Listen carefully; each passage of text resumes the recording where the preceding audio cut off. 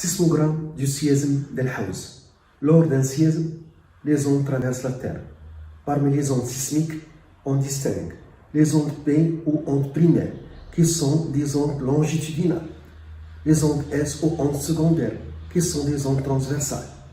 On donne un sismogramme du séisme d'El Haouz, relevé dans la station San Pablo en Espagne. 1. Relevé. Les dates d'arrivée des ondes S et P à la station d'enregistrement notées respectivement TS et TP. 2. La distance D qui sépare la station d'enregistrement du lieu où le séisme s'est produit à la date T0 égale 22h11 et D égale 1122 km. Calcule la célérité notée VS des ondes S et VP celle des ondes P. 1. Les dates d'arrivée des ondes. Les dates d'arrivée des ondes pour l'onde P. On lit sur le sismogramme TP est égal. On voit d'abord que l'échelle, chaque petite division représente 2 minutes. Donc on voit sur le sismogramme que l'onde P arrive à la date presque 22 heures en temps universel, 13 minutes 20 secondes en temps universel. Pour le temps local, le Maroc, plus 1. 23 heures, 13 minutes, 20 secondes. Pour l'onde S, TS, la date d'arrivée de l'onde S, on lit sur le sismogramme.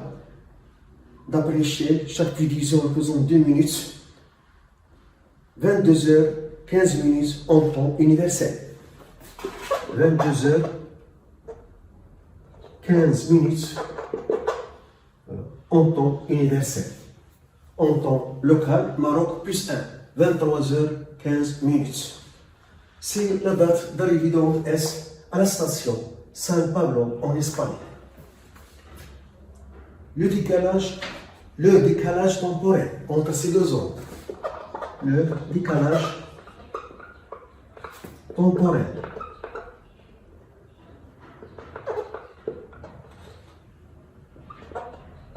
entre les deux ondes. Delta T est égal TS moins TP, qui est égal. TS, c'est 22 heures 15 minutes, moins 22 heures, moins 22 heures, 13 minutes, 20 secondes. Donc, il est égal qu'on peut le calculer, le décalage, de toute façon. Donc, c'est 22 heures, 15 minutes, c'est 14 minutes, 60 secondes, moins 22 heures, 13 minutes, 20 secondes. Donc 14 moins 13, 1 minute, et 60 moins 20, 40, donc 40 secondes, 1 minute, c'est 60 minutes, donc c'est 100 secondes. De calculer la célérité notée VS des ondes S et VP celle des ondes P. Donc, deuxièmement, les célérités VP et VS, les ondes P et S. Leur vitesse.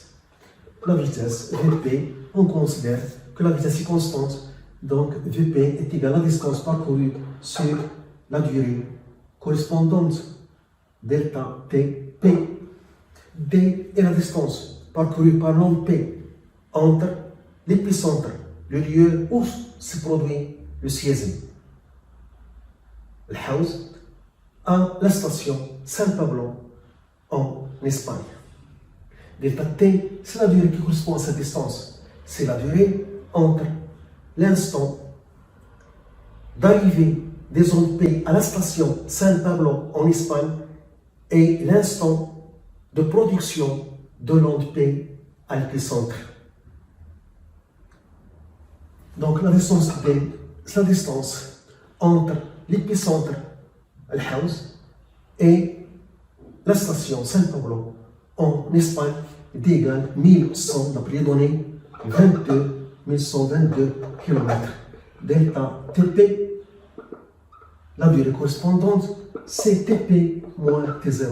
La durée entre l'arrivée de l'onde P à la station San Pablo en Espagne et la date de production de l'onde P à l'épicentre est égale.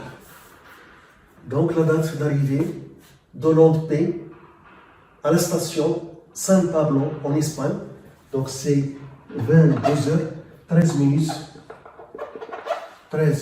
20 secondes,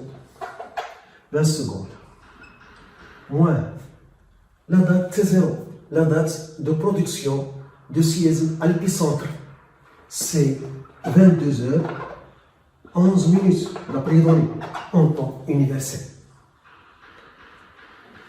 Donc, est égal 2 minutes 20 secondes. 2 minutes 20 secondes. 2 minutes, c'est 120 plus 20, 140 secondes. Et par suite, la vitesse de l'onde P est égale 1122 km sur 140 en km par seconde. L'unité. On trouve 8,014 km par seconde.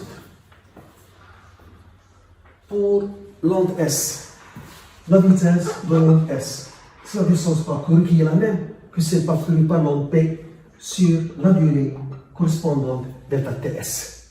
D, c'est la distance entre l'épicentre Al-Haouz et la station San Pablo en Espagne.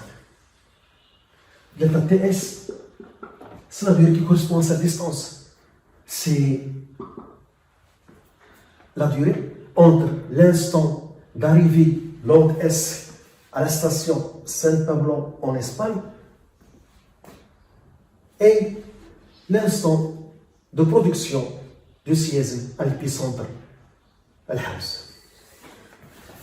Donc, c'est 22h, 15 minutes, 22h, 15 minutes, moins la date de production du séisme à l'épicentre Al-Haouz, donc 22h, 11 minutes, d'après les données en temps universel, en temps local Maroc plus 1.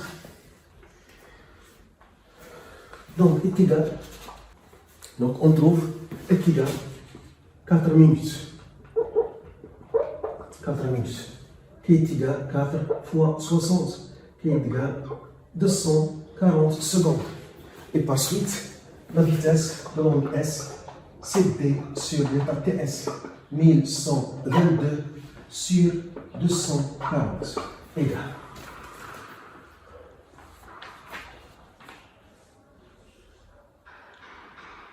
« 4,68, on trouve 4,68 km par seconde.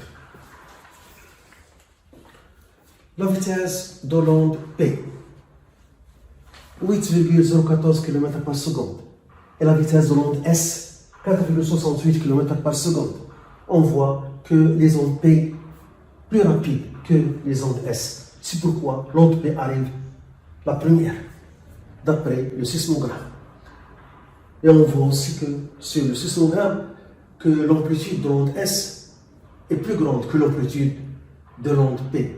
Ça signifie que l'onde S est plus intense que l'onde P. Toujours pour le séisme, c'est général. Il y a des ondes P et des ondes S. L'onde P arrive la première et après arrive l'onde S qui est plus intense.